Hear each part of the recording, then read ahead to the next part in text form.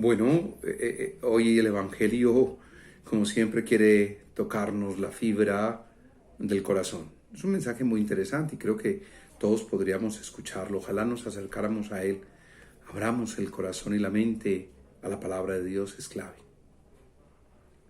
Oh Espíritu Santo, amor del Padre y del Hijo, inspírame siempre lo que debo pensar, lo que debo decir y cómo decirlo, lo que debo callar y lo que debo hacer, para gloria de Dios, bien de las almas y mi propia santificación.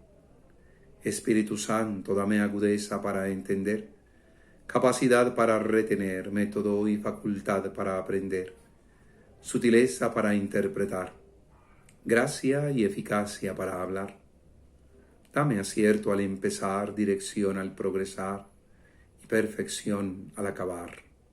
Amén. Bueno, es un trozo muy corto que compartimos hoy de Lucas.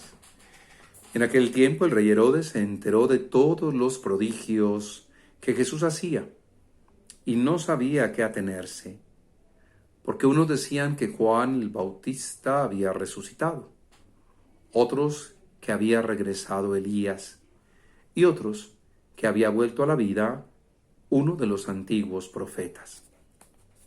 Pero Herodes decía: a Juan yo lo mandé decapitar. ¿Quién será pues este del que oigo semejantes cosas? Y tenía curiosidad de ver a Jesús. Palabra del Señor. Bueno, interesante. No es que Jesús se lo propusiera, pero tenía a mucha gente, a toda la gente desconcertada. Y nosotros deberíamos analizarlo así. Es que de verdad que esa palabra que Jesús transmite, ese evangelio, desconcierta. Esa forma de hablar, ese mostrarse como nosotros debiéramos mostrarnos siempre, humanos.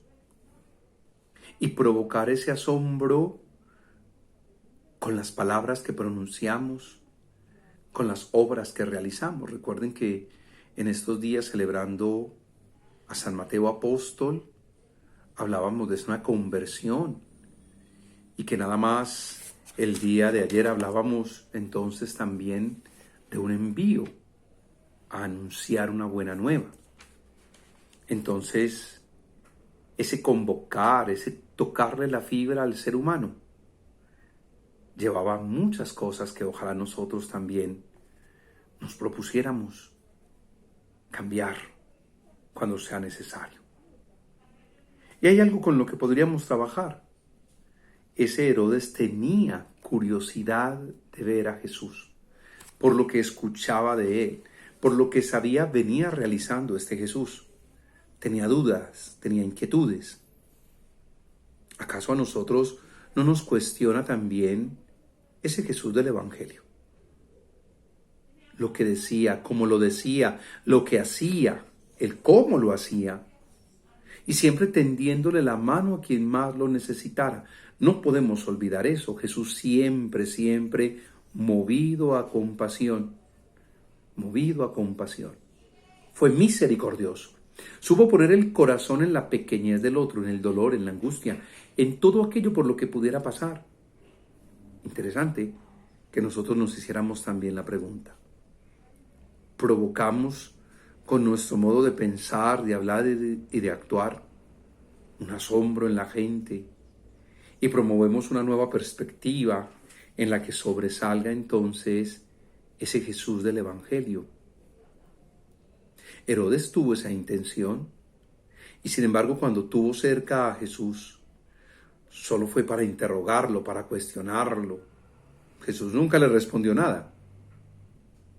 Y cuando cuestionó sus cosas mandándole decir alguna cosa concreta, él decía: dígale a ese zorro que yo ahora hago mi trabajo, mañana lo haré, y cuando sea el momento de partir, ya no estaré más.